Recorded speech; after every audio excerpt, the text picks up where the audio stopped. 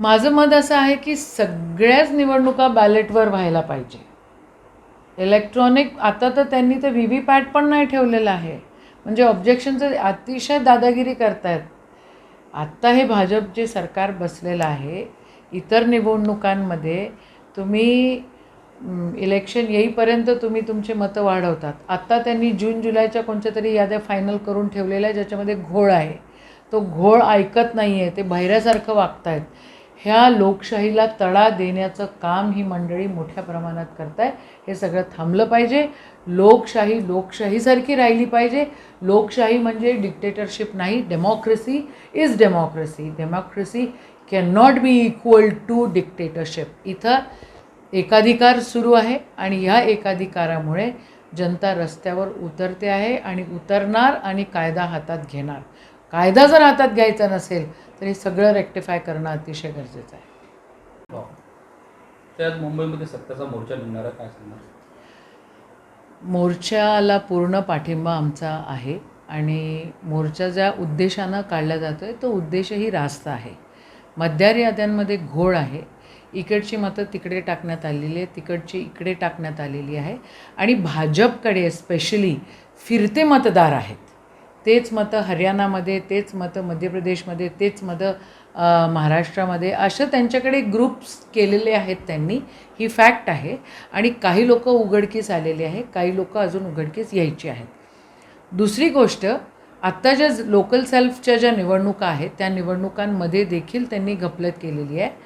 माझ्या लक्षात आलेल्या गोष्टी अशा आहेत की एक तर अंजनगावचं गावाच्या गावं त्यांनी डिलीट टाकून दिली होती, मग ऑब्जेक्शन घेतलं. मोर्शीमध्ये राजुरवाडी सर्कलमध्ये 2 गावं त्यांनी डिलीट मारलेली होती, तेही लक्षात आलेलं आहे. अमरावती तालुक्यामध्ये पुसदा सर्कल मध्ये वलगावचे 2000 मतं पुसदा सर्कलमध्ये त्यांनी टाकली होती. अशा अनेक गोष्टी आहेत ज्याच्यामध्ये त्यांनी घोळ केलेला आहे. आम्ही ऑब्जेक्शन्स घेतलेले आहेत. ते रेक्टिफाय होतात नाही होतात हे अजूनपर्यंत काय समोर आलेले नाही. मतदार याद्या लागतात त्यावेळेला त्या ग्रामपंचायतमध्ये लागायला पाहिजे. यावेळेला त्यांनी लावल्याच नाही मतदार याद्या, पाठवून दिलेल्या आहेत. अजिबात ते रिअलायझेशन दिलेलं नाही आहे की आम्ही मतदार याद्या पाठवलेल्या आहेत. काही ऑब्जेक्शन आणि केवढे 2-3 दिवसांमध्ये ऑब्जेक्शन आणि मग गुंडाळ केलेला आहे.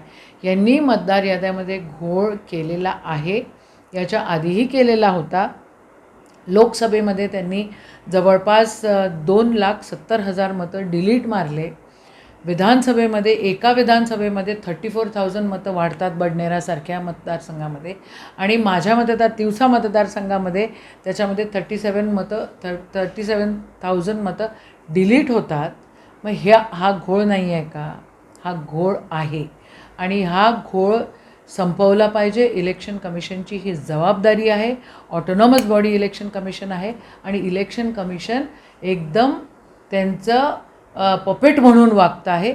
याचा विरोध या ठिकाणी आमचा आहे. आमचा पूर्णपणे ह्या मोर्चाला आमचं समर्थन आहे. ऐसे ही न्यू अपडेट्स के लिए देखते रहिए अमरावती खबर. लाइक करें, शेयर करें, सब्सक्राइब करें.